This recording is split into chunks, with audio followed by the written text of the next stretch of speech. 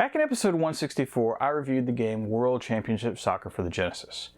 It was a thoroughly mediocre soccer game that I don't really ever wish to play again, and the only reason why I gave it 2 stars as part of that review was because of how early a release it was on the console.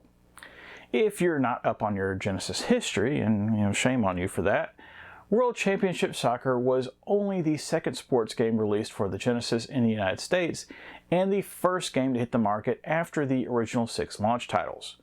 And just in case you need to win a bet, those 6 games were Last Battle, Space Harrier 2, Super Thunderblade, Thunder Force 2, Tommy Lasorda Baseball, and of course Altered Beast. It was such an early release that by coming out in September of 1989, it actually beat the release of the Mega Drive in Europe by a full year. And having said that, if someone could explain to me how World Championship Soccer managed to not be a launch title for the Mega Drive in Europe, I'd really love to know.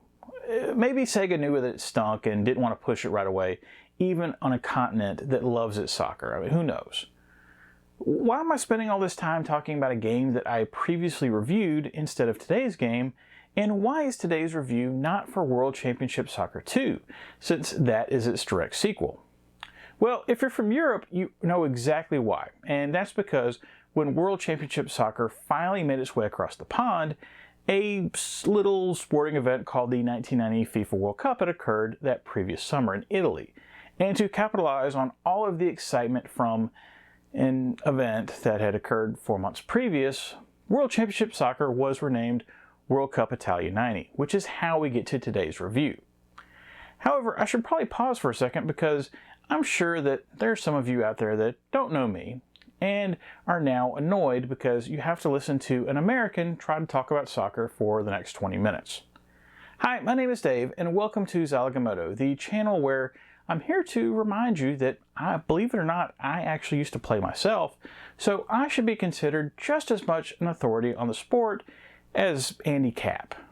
Anyway, I'm out to collect and review the nearly 1,280 titles released in the English language for the Sega Master System, Genesis/Mega Drive, Sega or Mega CD as the case may be, and finally the 32X.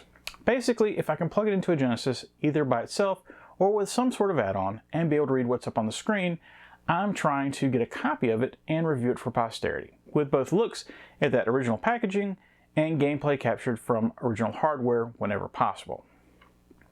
Well, if you can read, you can now see why I'm reviewing today's game, which is World Cup Italia 90 for the Master System, as it's at very least related to that questionably 16-bit soccer game by its name. This version of World Cup Italia 90 actually came out a month after the Mega Drive version, hitting the market just in time for Christmas in December of 1990. And I suppose at least they managed to get the game out before Christmas, but I have to wonder, why so late? I mean, I joked about the Mega Drive version not exactly being a timely release, but in the case of the Master System, the console existed, it was out. Why wouldn't you try to release the game around the time of the World Cup in that case, when everyone, even in the US, was a little soccer crazy at the time? Well, I gotta be honest, I don't think the release date is the only problem with this game. But before I spoil anything else from the review, let's go ahead and take a look at the package that's unfortunately seen better days. And here's my copy of World Cup Italia 90 for the Master System. Before we go any further, let's go ahead and get this part out of the way. Yes, this copy is not in great condition, at least from looking at the inner cover. It looks okay if you're looking at it up on the shelf from across the room or something like that, but as soon as you start to look at it up close, you can see some pretty bad water damage, which has caused some fading, wrinkling, and just other general grossness. This was, of course, a copy that I picked up on eBay, probably in a lot with a bunch of other PAL games, so I didn't look too closely at it, and it being a sports game didn't exactly help me with being careful about picking it out. Had I seen what this looked like in person, I never would have grabbed it, but that's the danger of eBay. Live and learn.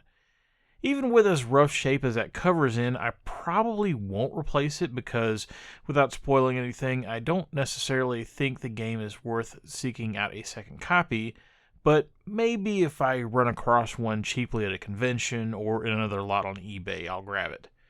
If you want one for your collection, they're currently going for around $12 right now. But keep in mind, if you're in the US like I am, that will mean most likely sourcing it from the UK and then spending more on shipping than the game costs alone. So definitely buyer beware.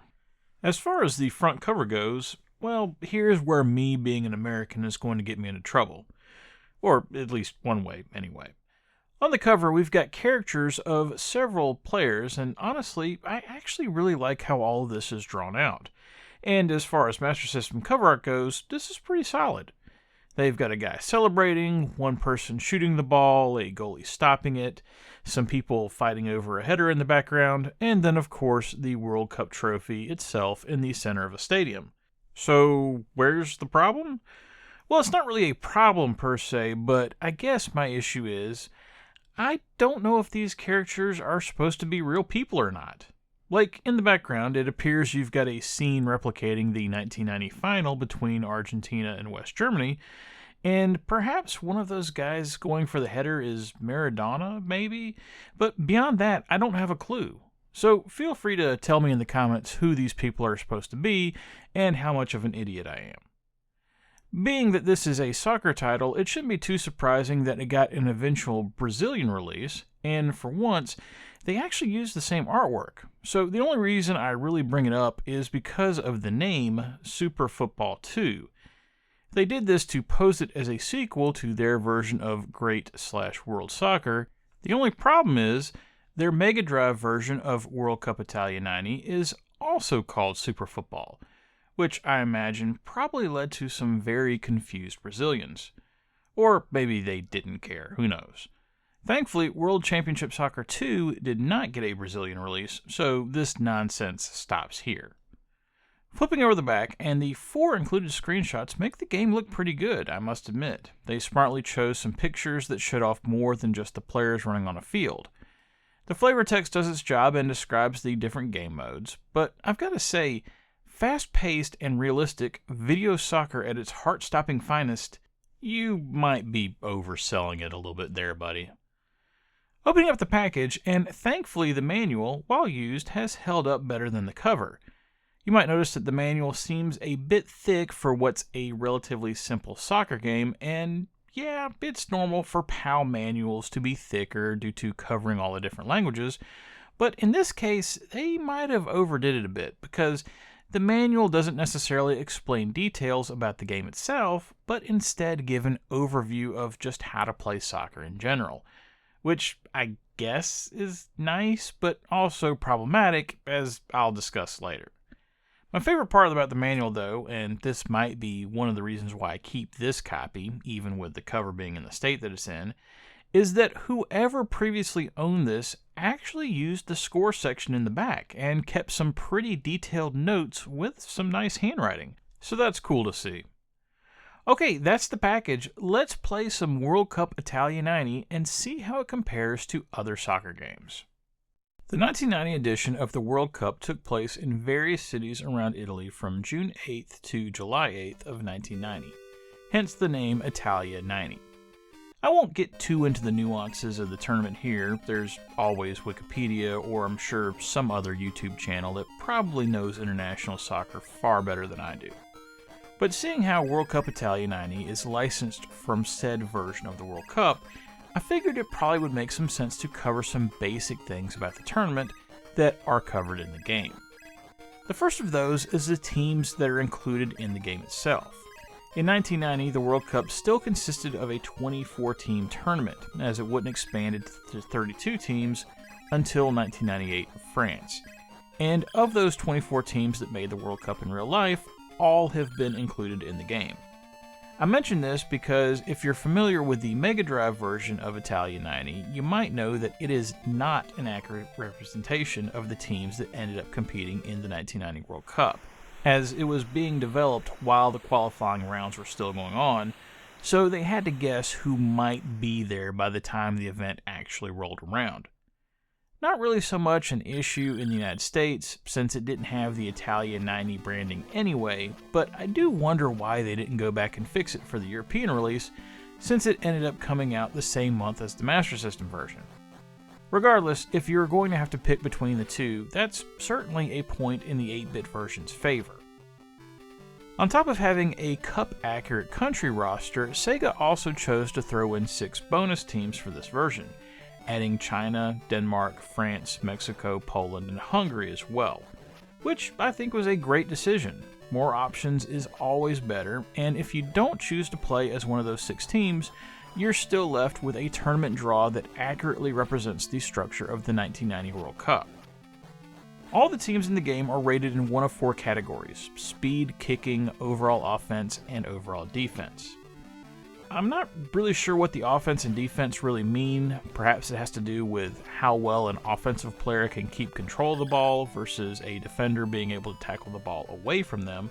But the point is, you're not just picking colors or country alliances, you are effectively picking the difficulty level of the game by selecting a better or worse team. I'm not exactly sure how Sega came up with the team ratings in the game, but they seem to be somewhat accurate. And also a harsh reminder that Costa Rica was significantly better than the United States that year. Just a tip if you find yourself playing the game, it seems like that speed might be the most important rating amongst the 4, so if you're not choosing a team based on existing loyalties, that might be something to keep in mind. The reason why I say speed is more important than, say, kicking has to do with how shots on goal are handled. This is an element of the game that a lot of people might struggle with, and even in doing research for the game, I found in one FAQ written about the game where a possible strategy was to expect games to finish in ties due to little or no scoring, and instead to focus on simply getting to the penalty kicks, which the computer isn't great at. And while I could potentially see in real life a weaker opponent trying to just get a draw out of a stronger opponent, from a video game perspective, having that little scoring can be a bit frustrating.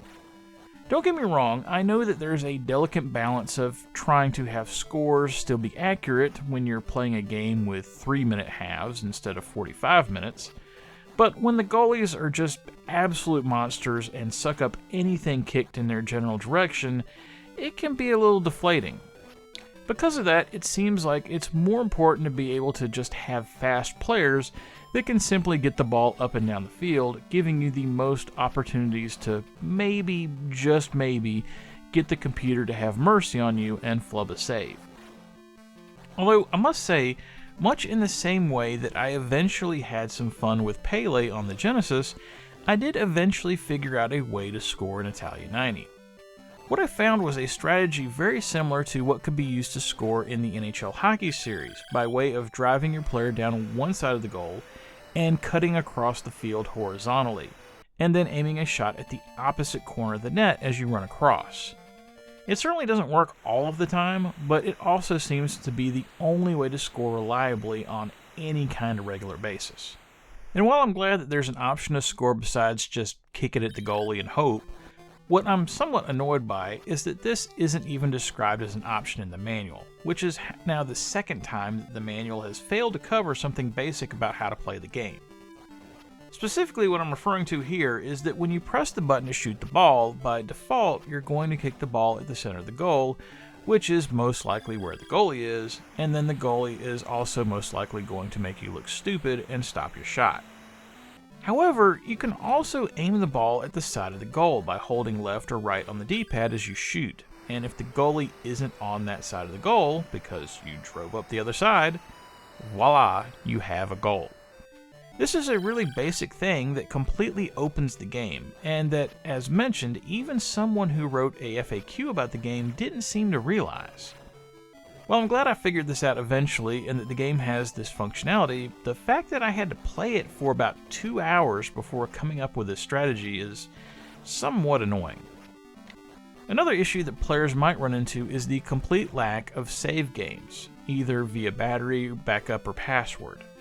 Now, I understand that this probably wasn't considered a premium game back in the day, since it was just a sports title, so the battery backup would be completely out of the question. But not having a password to at least save progress after the group stages is a bit questionable. As mentioned, games will traditionally only take about 8 to 10 minutes to play each due to only having 6 minutes of running clock, But when you add it up, that means a complete 7-match run to the World Cup final will probably still take over an hour. And if you happen to make a mistake in the knockout stage and lose a match, well, it's all the way back to the beginning for you. It's not the end of the world to not have a continue feature here, but I think developers knew better at the time, and with this being an almost 1991 release, and other 8-bit soccer games had previously had password saves as a feature, so there's not really an excuse to not offer it to players here. Graphically, Italia 90 is a bit rough. It's got a similar top-down camera angle and look to the 16-bit version, but to simplify things, the field is much smaller, so you don't need the mini-map to keep track of where you and the other players are at on the pitch. I like the concept, but due to the smaller field, and probably just to make things simpler on the Master System itself, the game is now 8 on 8 instead of 11 on a side, which removes some of the realism. Although, I guess since the game doesn't have any penalties, I probably shouldn't be focusing on realism anyway. Not a big deal, but the thing is, even with less players on each team, when a lot of action is present in the same horizontal area of the screen, you get that dreaded Master System line flicker, which can make things a bit rough to look at. Beyond that, all the sprites are identical except for the jersey colors. The pitch only has the most basic color striping to make it stand out, and the stands are only shown when the players enter the field for the first time or a goal is scored. Honestly, the team selection screen might be the most impressive thing about the game graphically. From a sound perspective, just like the graphics, there's simply not a lot here. The background music, what little there is fine and certainly sounds like your average Master System soundtrack. However, the sound effects are decidedly subpar, with plenty of generic white noise being used in places, and even the whistle to start play sounds a bit off. This is certainly one of those games that you could play while muted and not miss anything. I hesitate to call it bad specifically, as I don't think that muting of the TV necessarily improves the experience, but I will say it's about as bland as I've heard on the Master System itself. Admittedly, with the game being crammed into a 1 megabit cartridge, it's understandable that there simply wouldn't be a lot of room for the sound or the graphics. But I'd like to remind everyone that this game came out in December of 1990. For comparison's sake, Great Soccer, aka the US version of World Soccer, came out over 3 years before, and still managed to be 1 megabit. So you have to ask yourself, with this being a big name licensed title, that Sega had to work with third parties Olivetti and Virgin Mastertronic to even release with the Italia 90 name, how did they manage to not give the developers more room to work with? Well, I understand that larger ROMs equal more cost, and they were already paying for the license, but releasing a subpar product that doesn't sell well isn't going to make it any easier to make that investment back. Maybe they thought the World Cup name would sell the game regardless, who knows? What I do know is that if I had to pick one word to describe World Cup Italia 90, it would be disappointing. It does have some good things going for it, like the proper representation of teams for the 1990 World Cup, including the 6 bonus teams, and having all said teams have custom viewable attributes, so you know how the teams compare. And the control scheme, while simple, seems to work fairly well, and the computer does a good job of automatically switching you to controlling the best possible player, something that other sports titles I've reviewed struggle with. However, the game doesn't really feel like soccer. Instead, it feels like a bunch of elementary school kids playing mob ball and just running up and down the field with no particular strategy. With mediocre gameplay, graphics, and sound, I have no choice but to give World Cup Italia 90 2 stars, and honestly, that's probably a bit high. I feel sure that there has to be better soccer titles on the Master System, and I can't recommend this one at all, unless you just really want to play a game where Costa Rica has better team ratings than the United States. And that's it for World Cup Italia 90 on the Master System. For full disclosure, had I stopped playing the game after the first 90 minutes or so, I would have only given this one 1 star. But since I eventually figured out that there was a way to score regularly that didn't involve going to penalty kicks, it opened the game up a bit and made things actually playable, which is why I gave it that 2nd star. But I could totally see someone not wanting to even give the game that much credit, so if you're of the persuasion that this is barely a soccer title, I totally get it, and I would not argue with that lower rating at all. Honestly, if you were to just enhance the original Great/World Soccer engine, but add the World Cup setup, I think you'd have a better game, but I'm not going back to play that one again to find out for sure. Next time on the channel, it's the last review for the year, and a game that I've been promising to review for about 3 years now, seeing as how if I applied my normal 100 episode rule, I would have reviewed it, 160 episodes ago. It's the sequel to a legendary game on the Master System, and a game that I picked out for review early on because I was so excited to finally get to play it. This week's game I was equally excited to play in turn, as I missed out on it originally as well, and was very curious to see if it could maintain the same level of quality that was present in that first game. Well, finally, we will all find out, and I promise it won't take nearly as long to review the next game in that series. I've learned my lesson, I think. Well, that's it for Zilog and Moto episode 264. If you liked what you saw here and want to see more, please think about liking and subscribing if you're so inclined, as it will help more people see these videos. But most importantly, whatever you like to play, have fun, and be excellent to each other. Later!